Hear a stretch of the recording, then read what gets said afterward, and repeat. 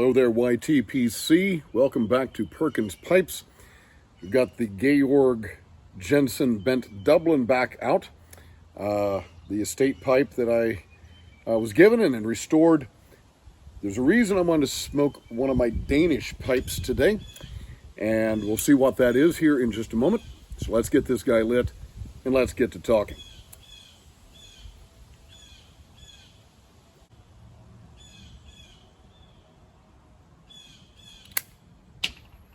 So, been wanting to talk about this for some time. When I started this channel, I actually mentioned that philosophy would be one of the things we'd talk about, some of the finer things of life. And I don't know that we've really gotten much into philosophy. So today, we're going to get into philosophy, physics, and film, and books. We're going to get into all of it, and believe it or not, it'll still be a reasonably short video.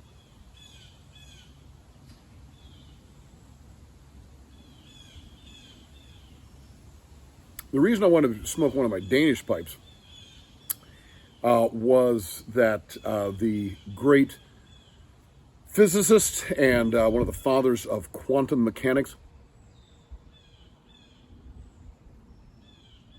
in the early 20th century, Niels Bohr, was from Copenhagen, Denmark. So it seemed appropriate, given some of the things we'll talk about today, that we smoke a Danish.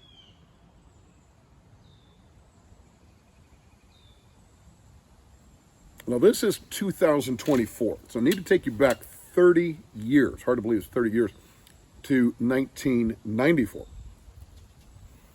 And my wife and I were at that time living in Austin, Texas. I was in graduate school at the time in classics, getting my master's degree at the University of Texas.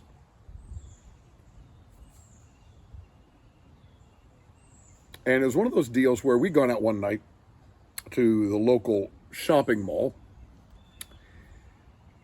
shopped around a little bit together. We ended up splitting off. She went to whatever store she wanted to go to. I popped into the local bookstore.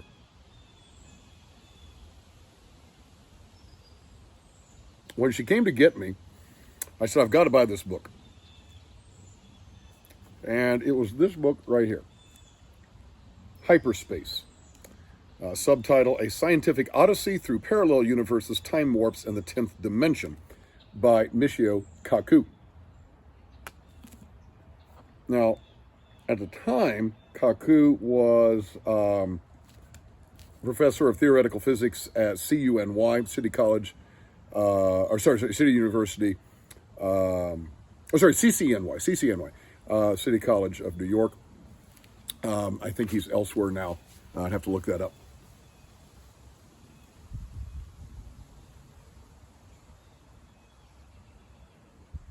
And this book nearly changed the trajectory of my studies and my life. It's one of those popularized science books. You know, scientists will write these popular books and basically leave out all the math for those of us who don't have the math background, or they'll put those in tables in the back. And oh my goodness, I was highlighting this thing. I can see here, this is a time when I was making notes.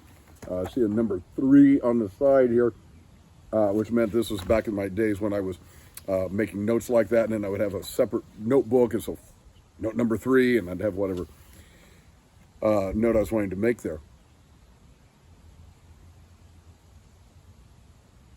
I was intrigued. He's talking about string theory. He's talking about spatial dimensions, obviously height, width, all that sort of thing, and also time. So 4 dimensions, 3 spatial dimensions, 1 temporal dimension. Talking about string theory and the collapse of the universe and all kinds of stuff.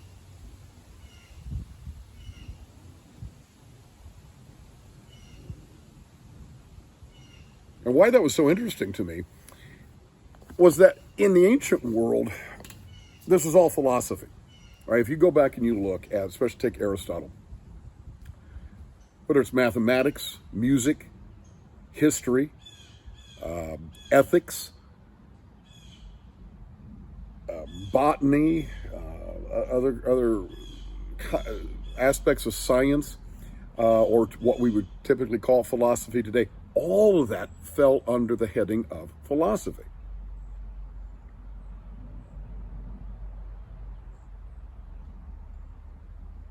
Because philosophy is about the search for wisdom, right? Literally breaks down meaning love of wisdom, that word. And so it doesn't matter how you're coming at it. If you're coming at it from a scientific or a mathematic approach, you're coming at it through spiritual revelation, however you're coming at truth, all of that falls properly under the heading of philosophy. And of course, over the centuries and millennia, we've separated all that out. So you've got your math department, you've got your science department. Within your science department, you've got your physics and chemistry and biology and astrophysics and botany, and then you've got your literature department and your foreign languages. And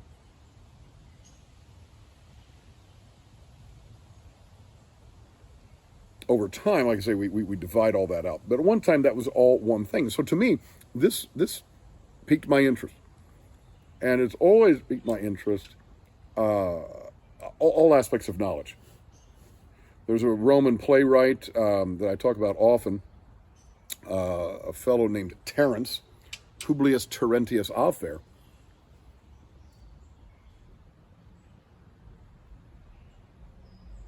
who famously said, Homo sum, I am a human being, humani nil a me alienum puto. I don't think anything human is alien to me.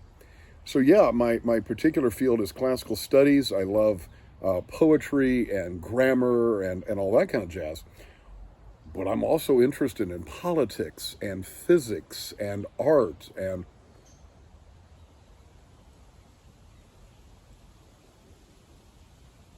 so many other things. So I went back to the University of Texas the next day, and I went over to the physics, math, and astronomy library. And I started looking things up. I really considered for a moment changing my graduate major to something in theoretical physics.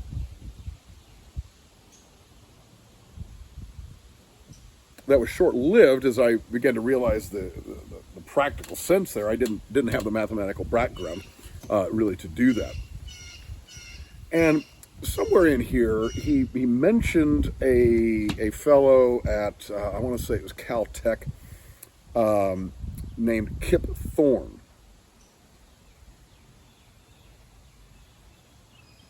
who'd written a paper on the possibility of time travel via wormholes. Not the probability, not that it was likely to happen or any time in the near future for anyone, but the possibility, the serious physical possibility of time travel. So I looked that article up. I remember reading that article. I was really quite jazzed by all of this stuff. Scroll ahead 20 years to 2014.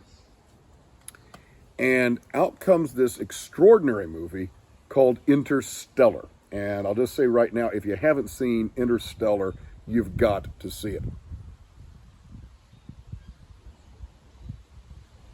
It's a Christopher Nolan, if you like the director Christopher Nolan. Dunkirk. He did, I think, some of the Dark Knight movies. I think he did Inception. He's an incredible director. Matthew McConaughey, Anne Hathaway, Jessica Chastain, Michael Caine.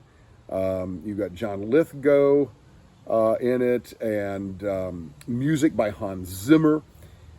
This is an amazing movie. So we go to see this movie, and at the theater, it's magnificent. It's long.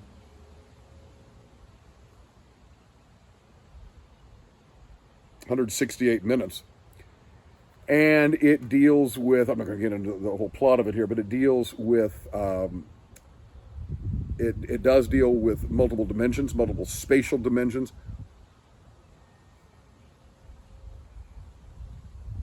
Actually tries to depict what it would be like to travel near a black hole.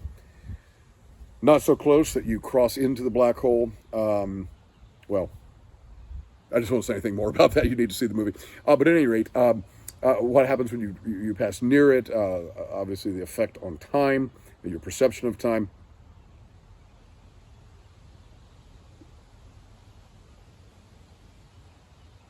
And lo and behold, I'm watching the credits. The movie was just magnificent.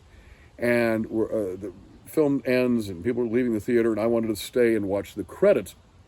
And sure enough, one of the technical consultants on Interstellar was Kip Thorne, the physicist that I had first read about 20 years before in Michio Kaku's book, Hyperspace. So I thought that was way, way cool. And part of what I want to talk about really is the movie as well. This thing is poetry on film. It is absolutely poetry on film.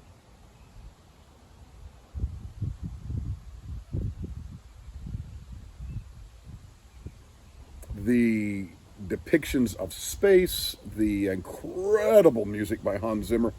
In fact, I would highly recommend getting the Blu-ray if you can, because of the special features.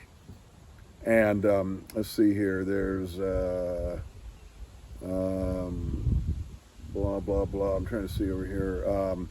Anyway, one of the special features talks about the composition of the music by Hans Zimmer, how he went about doing that. The music is really another star of the film. It's an experience. It's not just something to watch and blow off. It's an experience. It's a thinking person's film. Highly, highly recommend that. So I'm curious.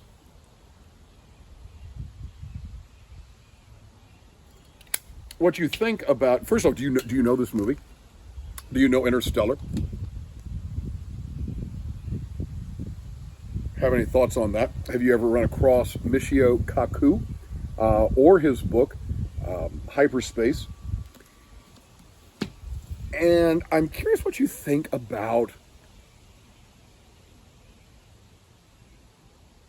the idea that philosophy really takes in all of these other areas. I appreciate that we have divided things into separate fields. I appreciate that we need that specificity.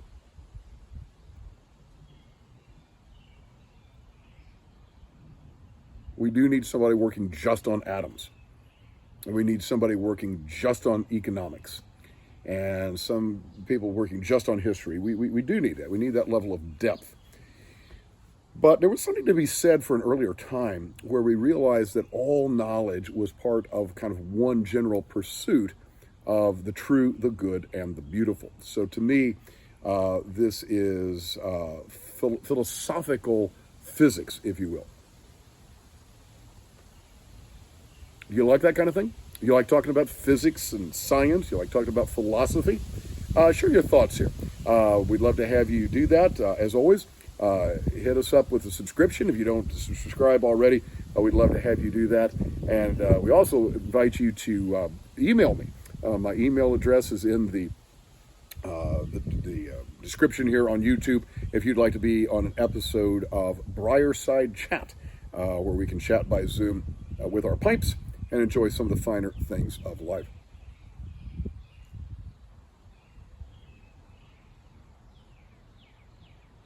I am going to leave you with one thing, though, that is really, really neat. Very soon, is going to be coming out a really neat video that I do with somebody very, very special. I'm getting ready to record that tomorrow night. Can't wait to share that with all of you. I think you're going to enjoy that episode very much. And so for that reason alone, you want to make sure you're subscribed to the channel so you don't miss it. As Malcolm Guite likes to say, I do these little things in order at last to do nothing. Or as I say in Latin, Parva ago ut tandem, nihil agam. Have a wonderful day.